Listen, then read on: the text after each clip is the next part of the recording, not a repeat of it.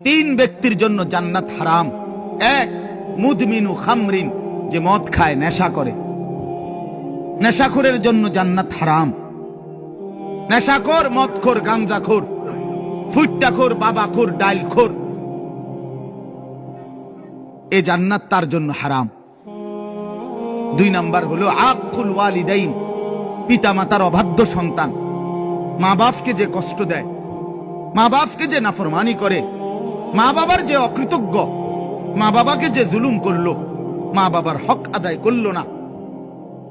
আল্লাহ রাসূল সাল্লাল্লাহু আলাইহি ওয়াসাল্লাম বলেন জান্নাত তার জন্য হারাম। আর তিন নাম্বার, শুনতেছেন সবাই, সজাগ তো সবাই? তিন নাম্বার ওয়াদাইয়ুস, রাসূলুল্লাহ বলেন দাইয়ুসের জন্য জান্নাত হারাম। এখন প্রশ্ন হলো দাইয়ুস কে?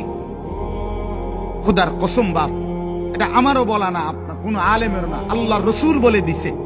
দাইয়ুস কাকে বলে? রসুল বলছে ওয়াদাইয়ুস আল্লাযী ইউকিররু আহলাহু আল খুবুস।